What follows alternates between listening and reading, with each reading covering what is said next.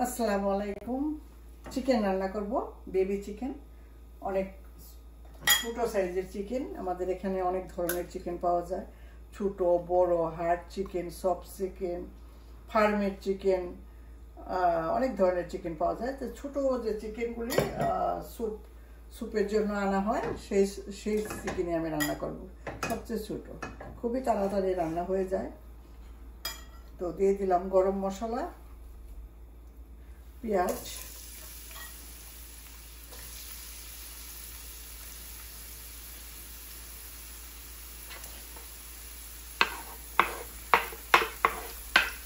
এখানে আমি বড় সাইজের একটি পেঁয়াজ নিয়েছি। পেঁয়াজগুলিকে একটু ভেজে নেব। আমি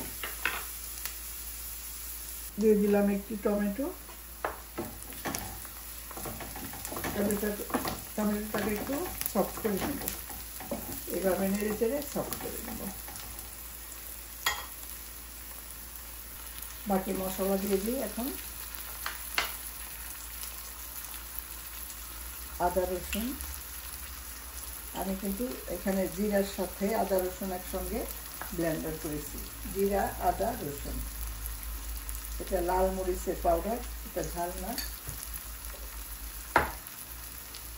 এখানে সব মশলা, ধনিয়া, হলুদ, মরিচ,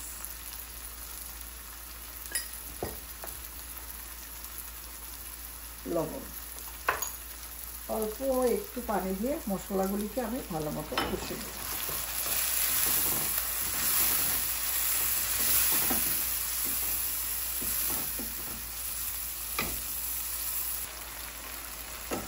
মশলাটা সুন্দরভাবে কষা হয়ে গেছে, দেখুন। এখন আমি মাংসগুলি দিয়ে দিব।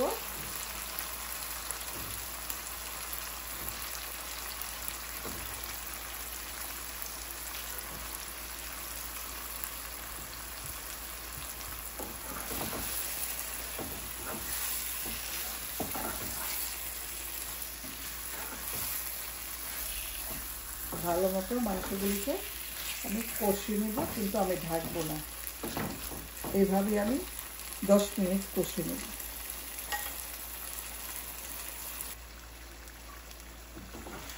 মাংসতে কিন্তু আমি এখনো পানি দিইনি আর ঢেকেও দিই নেই।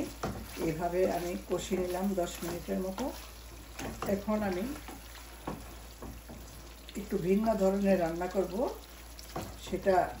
সেটা হলো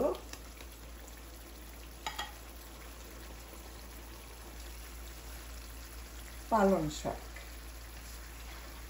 বিশ্বাস মনে হবে না যে আমি পালং শাক দিলাম, আপনারা বিশ্বাস করতে চাবেন না। তার কারণ পালং শাকগুলি এটা কোরিয়ান পালং শাক, আমাদের দেশি পালং শাক না।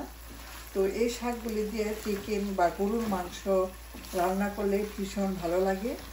তো একদিন আমি গরুর মাংস দিয়ে রান্না করেছিলাম, তো মনে করলাম যে আজকে মুরগির মাংস দিয়ে রান্না করি। তা শাকগুলিকে আমি ছোটো ছোটো পিস করে কেটে নিয়েছি। তো দেখি কেমন লাগে। আমার মনে হয় আপনারা কেউ খান নাই পালং শাক দিয়ে চিকেন, আর যদি কেউ খেয়ে থাকেন কমেন্টে অবশ্যই জানাবেন আমাকে।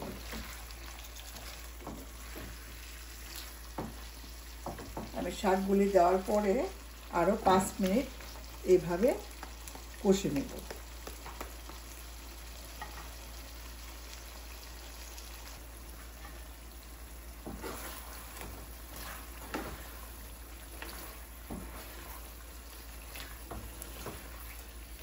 এখন আমি পানি দিয়ে দিব।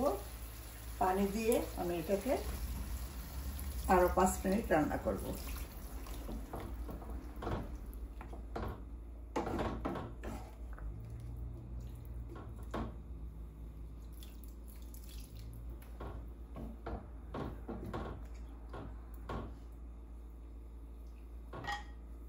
দিয়ে দিলাম 2টি কাঁচামরিচ।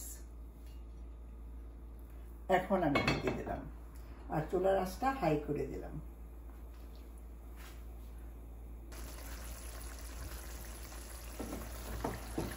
এর চেয়ে ঝোল আর আমি কমাবো না। যখন ঠান্ডা হবে ওর এমনিতেই কমে যাবে ঝোল। এখন আমি দিয়ে দেবো ভাজা জিরার পাউডার।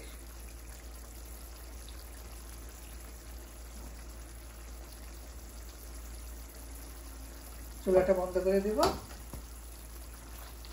এই তো আমার হয়ে গেল পালং শাক দিয়ে চিকেন। আসলে আমি সবসময় বাঁধাকপি দিয়ে চিকেন রান্না করি, আজকে ফার্স্ট টাইম রান্না করলাম পালং শাক দিয়ে চিকেন। যদি ভালো লাগে রেসিপিটা অবশ্যই ট্রাই করবেন। তো ঠিক আছে, আর কেমন হলো কমেন্টে অবশ্যই জানাবেন। ভালো থাকেন, সুস্থ থাকেন। আল্লাহ হাফেজ, আসসালামু আলাইকুম।